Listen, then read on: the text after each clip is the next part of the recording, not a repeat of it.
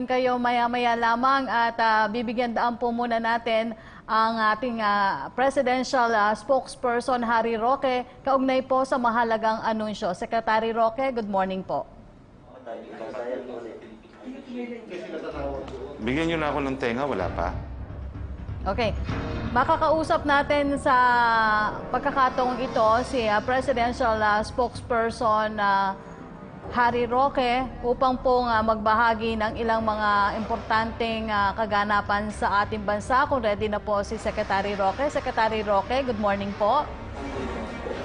Good morning, Yusek Roque. Good morning, Sec Martin. Opo, Secretary, go ahead po. Magandang umaga po sa inyong lahat. Balitang IATF po tayo, no? Nagpulong po kahapon ang inyong IATF at ito po ang sealant points ng mga napagkasundoan ng mga miyembro ng IATF. Una-una po, inaprubahan ang rekomendasyon ng National Task Force sa pakipag-ugnayan kasama ang DOH at ang PhilHealth. Ang unang rekomendasyon ay ang expansion ng testing strategy para magamit ang gusto ang 10 milyong test na nakalap po at nabili na ng gobyerno. Kasama na po sa itetest ay hindi lang mga symptomatic at hindi lang yung mga nagkaroon ng contact sa mga mayroong COVID-19. Kasama na rin po ang mga asymptomatic at posibleng makapasama na rin po yung iba pang mga frontliners gaya po ng media. No? Itetest din po natin yung iba pang mga ahensya ng gobyerno na nagsisilbing mga frontliners. Pero siyempre po, kung sino talaga yung mapapasama sa expanded testing natin, na meron na po tayong 10 million nga na PCR testing kits, ito po ay ibabase pa rin sa expanded testing strategy na subject sa guidelines na i-issue po ng National Task Force at DOH. Ibig sabihin, in principle, approved na po na we will test beyond those who are symptomatic, pero antayin po natin ang actual guidelines na i-issue ng NTF at ng Department of Health. Okay, napagkasundoan din po kahapon sa IATF, no, na yung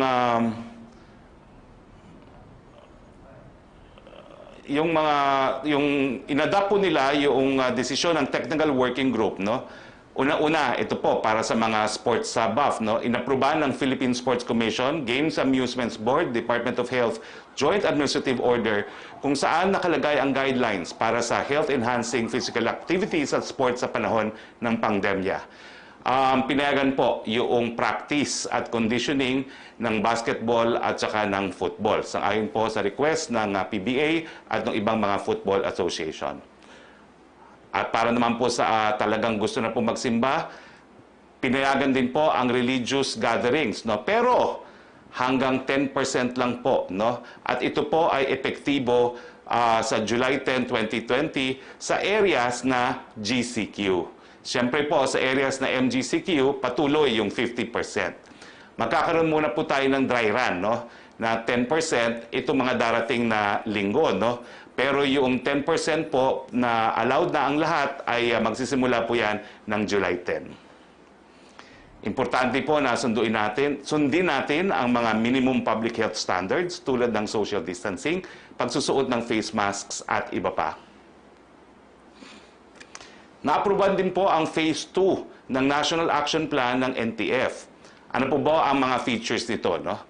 Itataguyod po natin ang pagbabago ng pag-iisip ng mga tao kung saan ang focus ay kalusugan at pag-iwas sa sakit. Babalansehin po natin ng layunin ang pagkalusugan at pang-ekonomiya. Ibig sabihin po talaga, bagamat importante na protektahan pa rin natin ang ating mga sarili laban sa COVID-19, napatunayan naman po natin na meron na mga pamamaraan para labanan ng COVID-19. Kasama na po dyan ang pagsusuot ng face mask, ang social distancing, at ang paghuhugas ng kamay. No? Sasamahan din po natin yan ng granular lockdowns at saka siyempre po, kasama na rin dyan yung paintingin pa natin yung testing, tracing, isolation, and treatment. So, gaya nga po ng sinabi ko, no, i-institutionalize ang prevent, detect, isolate, treat at localize zoning na pamumunuan po ng mga lokal na opisyal at gobyerno. Isusustain po natin ang private and public partnership. At siyempre po, pinaka-importante ito, no, Palalakasin po natin ang risk communication at community engagements, particularly po sa pagsunod sa mga health protocols. I-highlight ang contingency, business continuity at sustainability plans, no? At makunan ang management ng returning overseas Filipinos, locally stranded individuals at local travelers. At panghuli, tumutok sa mga ginagawang expanded at targeted testing at contract tracing na paunti-unting pagpayag sa pagbabiyahe, turismo at non-disruption of work. Ang ibig sabihin po talaga nitong bagong phase na papasok tato, itong phase 2 na ito, kaya po nating kontrolin ang pagkalat ng COVID kung susunod lang tayo sa mga health protocols, kung paintingin ang testing, kung ipagpapatuloy ang granular at local testing, pero samantala, kinakailangan na po talagang buksan ng ekonomiya dahil kinakailangan na nating magkaroon ng hanap buhay muli. At kasama na nga rin po dyan yung unti-unting pagbubukas ng turismo sa mga lugar na NGCQ dahil napakadami pong mga trabaho na nakasalalay dyan sa turismo. Now, na-approvean din po yung request ng mga turista, yung mga travel agencies na magbukas dahil ang dami nga po humihingi ng mga refunds, no? Pero ang decision po, dapat skeleton force lang po. So kung nakikinig po si Manong Ted, tinanong po sa akin ni Manong Ted po yan, po pwede na pong magbukas ang mga travel agencies, provided skeleton force po, para ma-process yung mga refunds ng ating mga kababayan. Now, isa pa po, kung kayo po ay addict sa mga beauty parlors, not barbero, tinanggal na po ang clause na limited to basic hair cutting services para sa barbero at salon sa guidelines sa mga lugar na nasa GCQ. Pero wag muna kayo masyadong maging excited dyan. Maglalabas pa po muna ang DTI ng guidelines para sa unting-unting pagbalik ng mga serbisyo at binibigay ng mga ganitong establishmento na pinapayagan ng minimum public health standards. So, yung mga pedicure, manicure, antayin muna po ang guidelines. Bagamat in principle, papayagan po yan, antayin lang natin ang guidelines ng DTI. At ang una-unang kung tatanungin kay Secretary Lopez, paano po yung mga masahe sa mga barbero? Pwede na ba ho yan? Antayin po natin ang guidelines ng DTI. Well, dito po nagtatapos ang ating presentation. Pumunta na po tayo sa ating mga tanong na ating kasama sa Malacanang Press Corps. Narito na po kami sa area ng Villamor Air Base. Nag-aantay po ng ating flight. Sasakay po tayo ng isang C-130 para sumama po kay Presidente. Papunta po sa Zamboanga City kung saan makipagpulong po siya. Hiwalay naman po, no? Doon sa mga liderato ng sukbong sandatahan, dyan po sa Sulu, at doon sa opisyales at yung mga pulis na kasama po doon sa enkwentro, well, misencounter na tinatawag ng iba. Yung iba tinatawag rabaut pero hindi pa po natin alam dahil yan naman po inimbestiga ng NBI. Pero kasama po sa mga kakausapin na ating Pangulo ngayon sa Zamboanga, yung siyam na sundalo na pulis na involved po dito sa pagpapatay ng ating 4 na sundalo. So mga questions po sa Malacanang Press Corps, bagamat marami po sa kanila, kasama rin po natin ngayon sa Zamboanga, no? So this is the first out-of-town trip po ni Presidente since the pandemic na meron po tayong media coverage. Okay. Thank you, Secretary. Unahin ko na po ang katanungan mula sa ating mga kasamahan sa media mula kay Lanesca Panti ng GMA Newsline Online. DOTR Secretary Tugade po has checked on the plight of locally stranded individuals yesterday, and DOTR has made arrangements so they won't be left sleeping in the streets. But the stranded people have been enduring such plight since first week of June, nung maging GCQ and ang NCR. What were the reasons for the delay of assistance to these individuals? Alam niyo po, hindi ko po alam kung ang sinasabi niyo ay may mga tao na matagalang nanirahan sa ilalim ng tulay ng NEA. Hindi po totoo yan, no?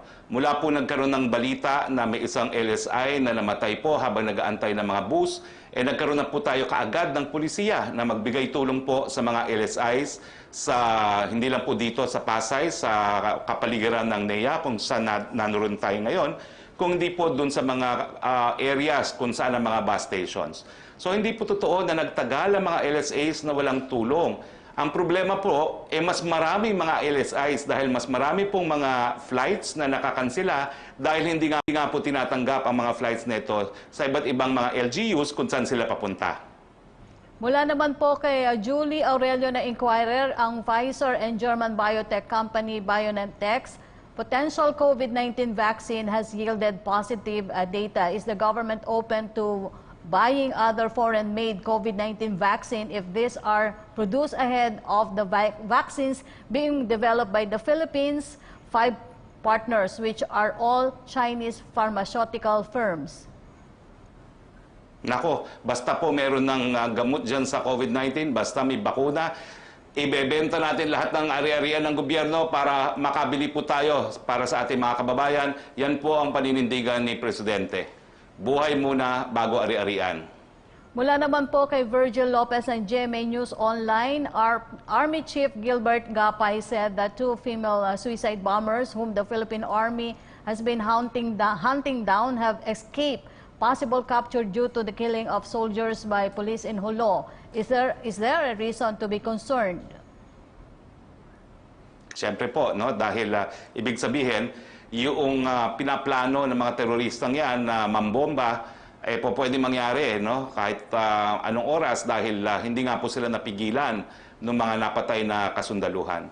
Nakakalungkot po na bagamat na walang, in addition dun sa nawalan ng buhay sa ating hubong sandatahan, yung 4 kasama isang major, nakawala po yung mga teroristang hinahabol ng ating hubong sandatahan. Tanong naman po mula kay Jopel Pelenyo ng DWIC, yung mga estudyante po ng SPED ay nangangailangan ng special na atensyon ng isang guro upang sila po ay matuto. Hindi po kaya mahirapan ang SPED students na makasabay sa blended learning? May move po ba ang pamahalaan para ipagpaliban muna ang pagbabalik eskwela ng mga nasa SPED? Well, lilinawin ko po kay Secretary Briones kung meron silang special policy pagdating sa SPED. Kaya naman po ang tawag dyan ay special education. Meron talaga silang special requirements at tingin ko naman, bagamat meron tayong pandemya at meron tayong blended learning, po pwede pa rin magkaroon ng special arrangement para sa special education.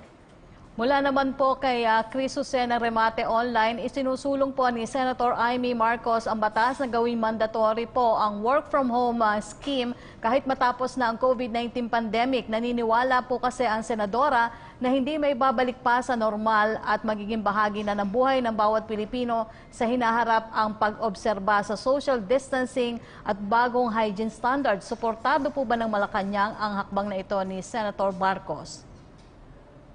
Well, sana po magkaroon na ng gamot at magkaroon na lang sa bakuna laban sa COVID-19 para tayo makabalik doon sa normal. Pero agree po tayo na habang wala pa pong ganyang gamot at bakuna, ang work from home po ay talagang kabahagi na ng ating new normal.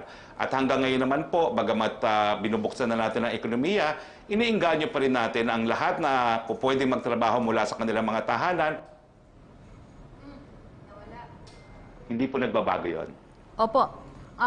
Secretary, mula naman po kay Virgil Lopez ng GMA News Online for reaction daw po ng 11 individuals representing various sectors asked the Supreme Court to order the government to conduct free mass testing for COVID-19.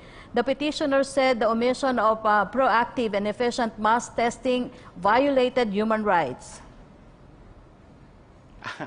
Babasura po yan ng Korte Suprema kasi sa mulat-mula po, meron po talaga tayong programa na targeted testing. No?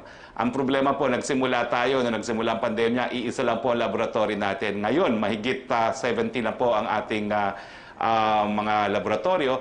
At dahil nakabili na nga po tayo at nagkaroon na ng delivery ng 1 million, kakabalita ko lang po ngayon na ipatutupad na po ang mas maalawakan pang expanded testing natin, going beyond the existing protocols na yung mga symptomatic lamang at yung mga nagkaroon ng contact sa mga COVID positive ang isasama sa expanded testing. Ngayon po, sasama na rin natin ang mga asymptomatic, yung mga manggagawa, yung mga iba pang frontliners gaya ng media, subject naman po to the final guidelines to be issued by the Department of Health and the National Task Force.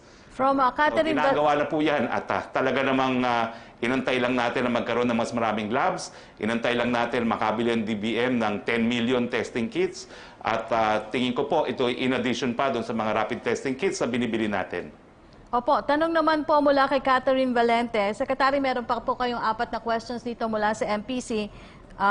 Defense Secretary... Okay lang po. Defense Secretary Lorenzana says the government is preparing a new COVID-19 action plan. I understand it was presented by the IATF on Thursday. Na-approve na po ba ito ni President Duterte? Can you give us more details? Ano po ang magiging focus ng plan na ito? Babalik na po ba tayo sa new normal in the community quarantine phase?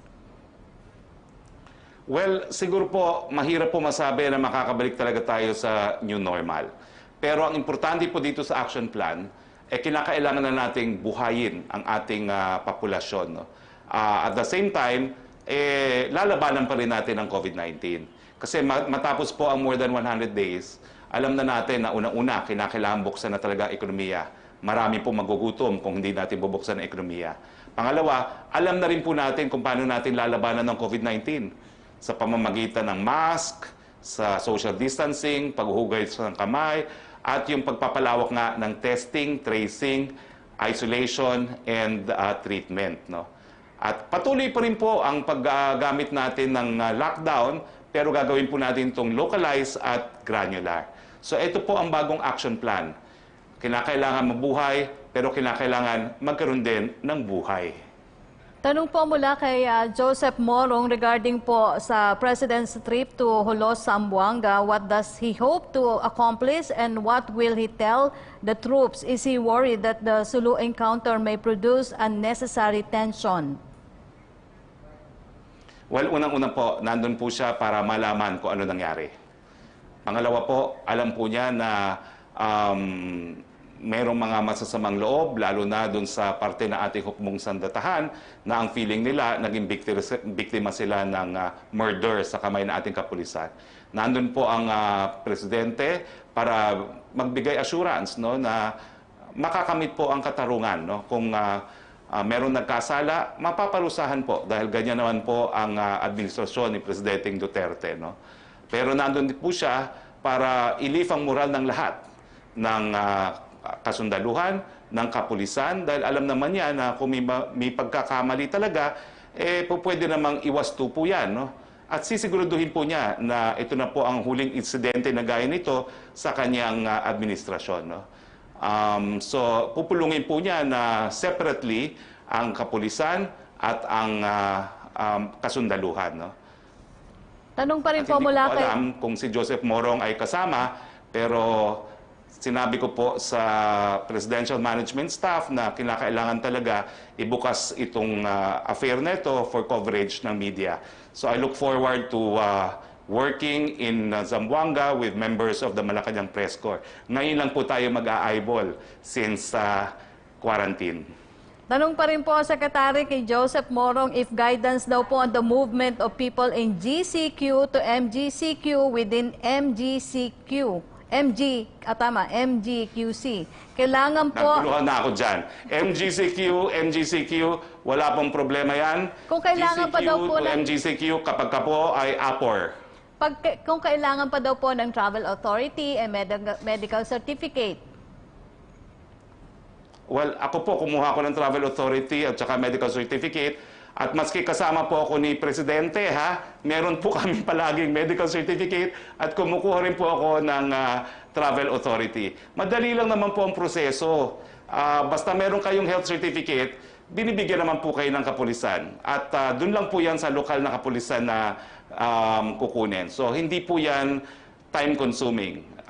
Lahat po ng biyahe namin, yung nagpunta ako ng Davao, requirement po ni Mayor Sarian, miski kasama pa namin si Presidente, travel permit, kaya alam ko po kung anong gagawin kung lalabas ng Metro Manila. Opo, Secretary, dalawa na lang pong tanong mula pa rin kay Joseph. Morong, PRD is senior, vulnerable to COVID. Are we not worried he might contract the virus now that he's starting to move around? Of course we are, pero talagang hindi na po mapigilan ng Presidente. Kung masusunod po ang PSG, ayaw po siyang palabasin talaga ng bahay pangarap. Pero ang sabi ng Presidente, ako pa rin ang Presidente, at kapag merong kinakailangan talagang gawin, gagawin niya. So he is risking his life by going to Zamboanga. Pero ganun pong kaimportante ang mission niya para po makiisa, hindi lang po sa hubong sandatahan, pati na rin po sa kapulisan. At ipangako, magkakaroon po ng katarungan na dahilan para hindi na po dapat magkaroon ng samaan ng loob sa parte ng ating kapulisan at hukbong sandatahan. Opo, yung tanong ni Catherine Valente, na tanong na po ni Virgil Lopez, ito na po yung last question natin mula po kay Joyce Balancio ng ABS-CBN. Kung after daw po ng Zamboanga today ay Davao na muna siya magstay, meaning si President Duterte po, or balik Manila na rin po siya? Alam niyo po, medyo palagi kaming nagkakaroon ng issue ng mga appointments office kung ina-announce ko ang appointment ni Presidente. Siguro, Zamboanga na muna po ngayon, and I guess I can say na ang susunod na ulat sa bayan po ay manggagaling po sa Davao. Okay. Maraming salamat po sa inyong panahon, Presidential Spokesperson Harry Roque. Stay safe po. Mag-ingat po kayo sa inyong pagbiyahe. Maraming salamat, Yusek Roque, and we will miss you in Zamboanga, and regards also kay Sec Martin. So nandito po tayo sa Villamor Air Base at Pilipinas, sa ngalan po ng ating Presidente, Rodrigo Roa Duterte. Ito po yung Spokes Harry Roque saying, please stay safe, at bibigyan po natin kayo ng balita kung anong nangyari dun sa usapin na gagawin po nating Presidente dyan po sa siyudad ng Zamboanga. Good morning Ingat po sa po inyo kayo lahat. dyan, Secretary Roque. Ingat po kayo sa biyahe.